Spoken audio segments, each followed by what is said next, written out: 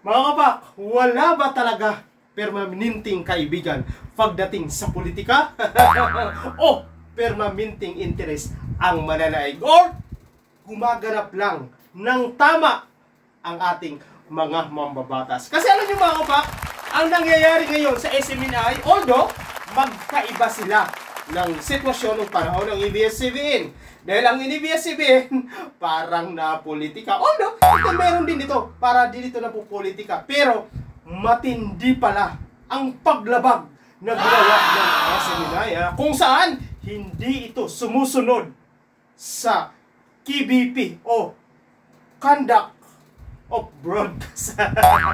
Code of Conduct of Broadcast. At saka marami pa pala na-discover na mga pagkakamali sa SMNI na hindi dapat iniiri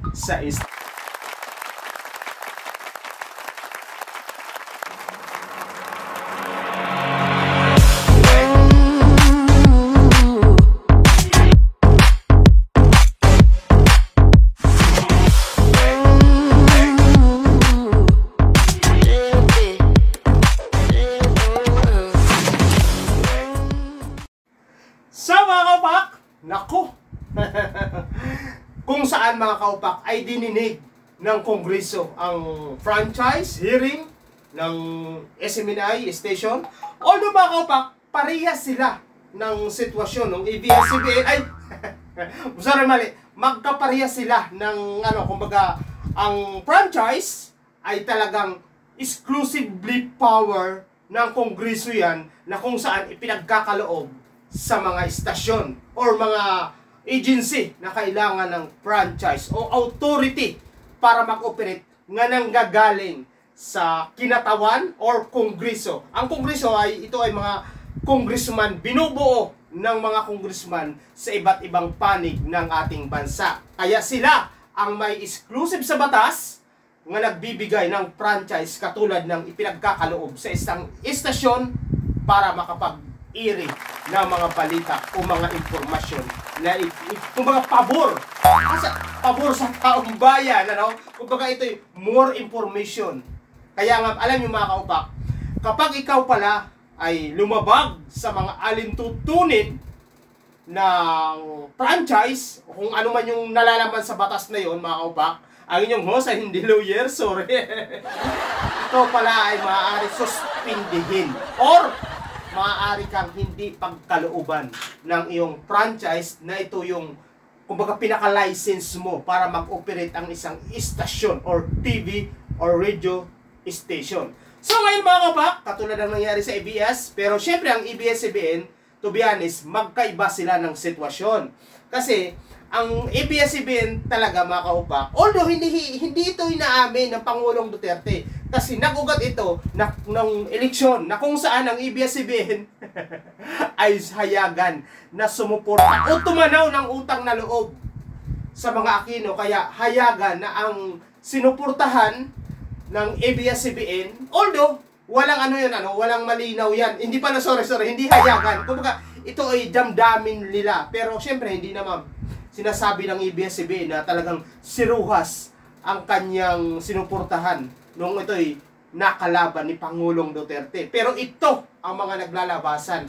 Kung kaya, ang advertise ni PRRD sa ABS-CBN ay hindi nairi. Kumbaga, hindi siya priority. So, inisip ito ng ABS ni Pangulong Duterte na ito ay pinersonal siya. Kasi doon nga mga kaupak sa mga lumalabas na alam naman natin yan, hindi naman secret yan.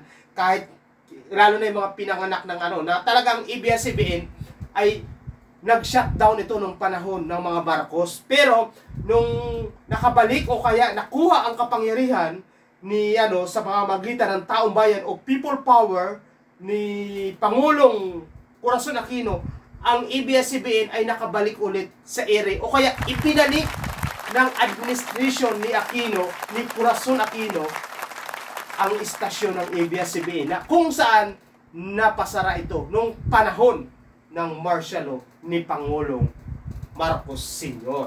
So ngayon ganoon ang nangyari, kaya ang feeling ni Pangulong Duterte Kaya hindi nairi ang kanyang advertise sa TV bilang tumatakbong Pangulo dahil mas priority ng istasyon ang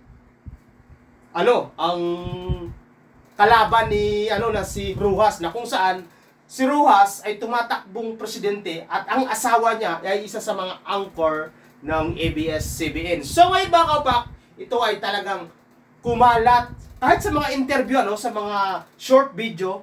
Sinabi ni Pangulong Duterte na kapag siya ang nanalo at na-expire na ang franchise ng ABS-CBN, hindi na ito, malabo na ito Marinyo, parang ganon in general, no? Pero hindi naman daw ito sinabi. So, hindi naman ito sinabi na formal, kumbaga bukang bibig lang ni Pangulong PRRD. So ngayon mga kapak, wala din naman malinaw na kumbaga pahayag ang ABS-CBN na talagang intention nila na hindi mairi ang ads ni Pangulong Duterte. Pero ito naman mga kapak, ang ibinaya daw dito ay ibinalik ayon doon sa hearing ng Kongreso na pagdinig. Pero ito mga kapak, dahil ang ABS-CBN ay hindi nga maka-Marcos at ang mga Marcos ang sinusuportahan, especially si Governor Amy Marcos nung time na yun ng Ilocos, siya ay sumusuporta sa Pangulong Duterte. Naku mga kaupak, sa kasamaang palad, hindi nga na rin nyo hanggang ngayon ang franchise ng ABS-CBN. Ngayon mga kaupak, nagkaroon ng hindi pagkakaintindihan ang unit team na kung saan ito ay pinalagan kasi ang confidential fund ni Vice President Sara Duterte ay siniro ng Kongreso. Ngayon, hindi makatiis ang dating Pangulo na si PRRD, kaya ito nagsalita sa SMNI na ang binitawang salita ni Pangulong Duterte sa SMNI ay talagang maanghang at yung iba talaga naman hindi pwede palabas sa TV. Kaya kasi, syempre, di ba? Kaya nga tayo may MTRCB, pero syempre, alam nyo naman, katulad sa mga blanco, doon sa TikTok, hindi iniiri.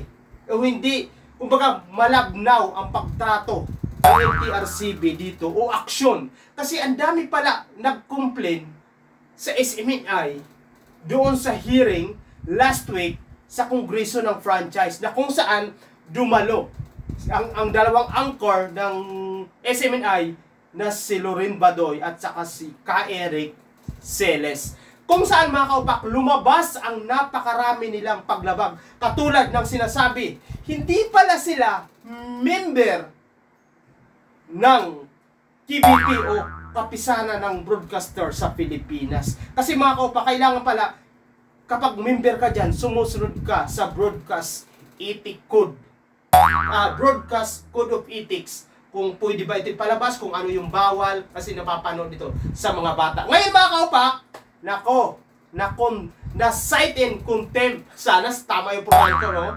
Na cite and contempt si Celes at saka si Badoy, sapagkat ito daw ay nagsisinungaling dahil lumabas sa media o sa SMNI station na sinabi ng mga anchor na yan, si Ka Eric, na ang 1.8 billion ang travel expenses ni Speaker. Kung kaya, ito ay ikinagalit ng mga congressman dahil hindi daw ito totoo. At ang mga kaupak, alam nyo, ang anchor na yan na si Celes ay ipinatawag sa pagdinig ng franchise hearing sa Kongreso, na kung saan mga kaupak, siniting contempt si Ka Eric kasi hindi siya nagsasabi ng totoo at ang kanyang naging asal ay naku mga kaupak, sorry, hindi ko pwede sabihin dito, no? Ang kanya naging asal ay kumbaga may nag-attitude siya, no?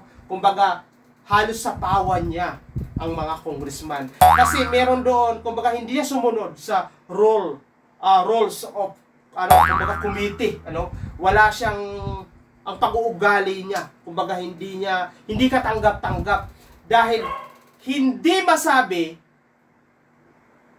kung sino ang source.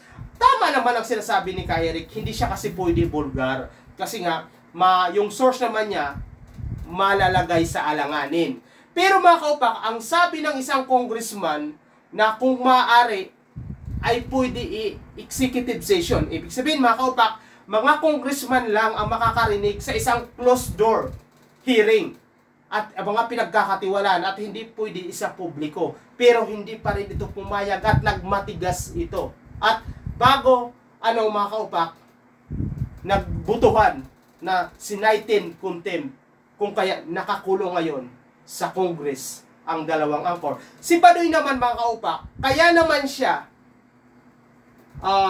sinama sa citing contempt dahil nagsalita din pala ito sa SMNI na kung saan sinabi niya si dating Vice President ay ito ay miyembro o kasabwat ng mga komunista. At saka hinihingian sila ng ebidensya, hindi niya mailabas. Kaya alam mo ang nag-open nito si Johnny Pimentel at saka si Congressman Ako. Nawala pala si Badoy at saka nagsisinungaling si Badoy. Paiba-iba ang kanyang sinasabi. Sabi ni Congressman Dan Hernandez ng Bulacan. O Laguna ba? Sa ngayon mga kaupak, talaga naman. So mga kaupak, ngayon nakakulong na si Loren Badoy at saka si Eric Celes dyan sa Kongreso dahil na citing contempt. Pero lumapit na ang kanyang mga attorney, mag-ano daw sila, motion o kaya lalapit sa Supreme Court dahil naniniwala sila na illegal ang kanilang pagkakakulong o citing contempt. Alam niyo mga kaupak, sa totoo lang, hindi illegal ang ginawang aksyon. Ako hindi naman ako nagmamagaling, pero hindi illegal ang ginawang aksyon kasi nasa batas yun na may kapangyarihan ng Kongreso na mag-citing contempt kung ikaw ay nagsisinungaling at hindi nakikipag-cooperate sa ginagawang hearing ng Kongreso. Kasi nagsisinungaling ito si Badoy, sabi ni Dan Hernandez, iba-iba ang kanyang statement. So ngayon mga kaupak, ngayon naka-hunger strike sila o hindi sila kumakain bilang pagtuligsa o pagwilga sa kanilang kalagayan ngayon. Sino